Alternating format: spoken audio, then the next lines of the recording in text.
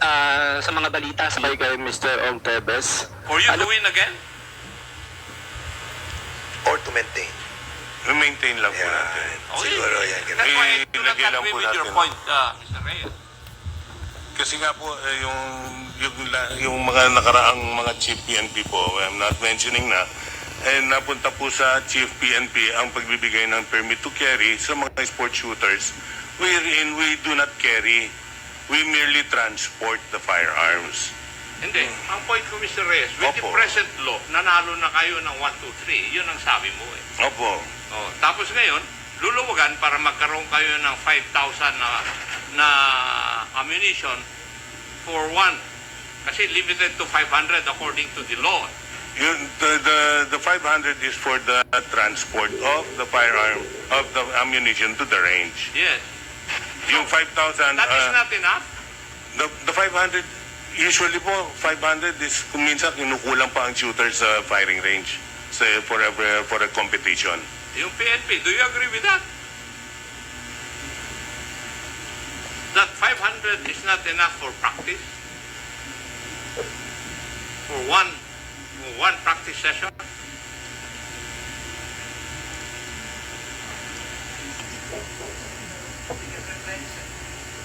Under the law, they can replenish.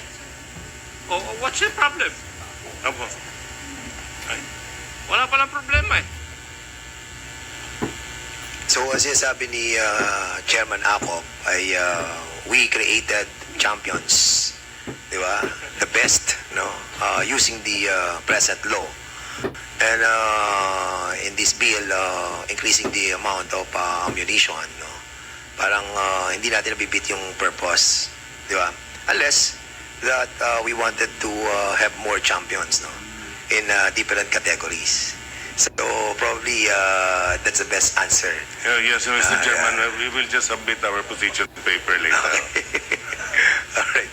Kasi yun lang yung narrative po ni Chairman Acop that since we have already approved yung law and we created champions at mga magagaling sa buong mundo, palagay ko ay marami pa na maghahangad kung mas marami yung nagagamit nating mga ammunition during practices ng mga associations. Anyway, siguro, Chairman Acop, we will be discussing that thoroughly on the technical working group. Talagang medyo masalimot tong issue to. So we will be proceeding to the next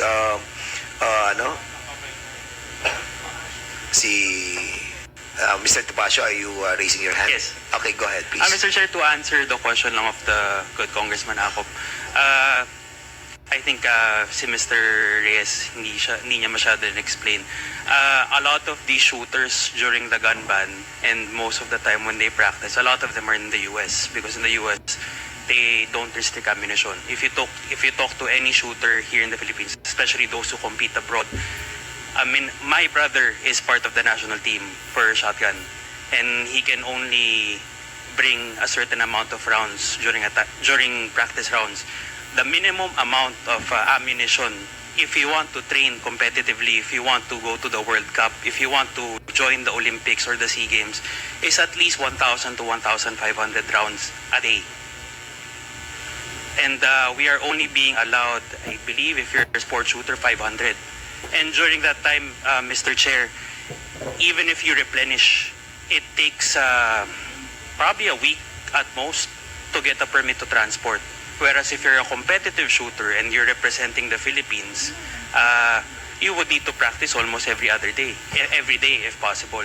So I think that is the reason why these proposed amendments are being kaya siya linalatag po sa inyo, Mr. Chair. It's not only to allow yung amount of ammunition to be owned, but also most of the reason is because sport shooters really need to practice with a lot of ammunition. And bear in mind po, Mr. Chair, with the increase of ammunition na pinopropose po dito sa House Bill, from what we understand, this does not only include the civilians.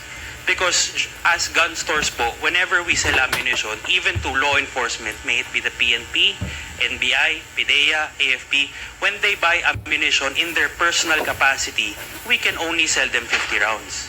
Okay. That's understandable. Now, Mr. Chair. medyo, Before, sige, Congressman Acop din, Congressman Plato. Kasi yun lang ang provided for by law and you have to abide by that. Di ba? That is what the law says. Otherwise, criminal cases will be filed against you Yes. if you violate that. Yes. That's why we support the amendment nga po, Mr. Congressman. Thank you po. Alright, so we will be, medyo umiinit na ang ating discussion and that's the reason why we need to create a technical working group on this matter. Kasi medyo contentious siya. Pero because we have an existing law and we have to follow it, and that's the reason why meron tayong amendments na gagawin natin. But, of course, it will be also debatable on the technical working group. Private entity. Now, if your deadline, if your target completion is 2008, then you start your right of way before the 2008. Now, the problem in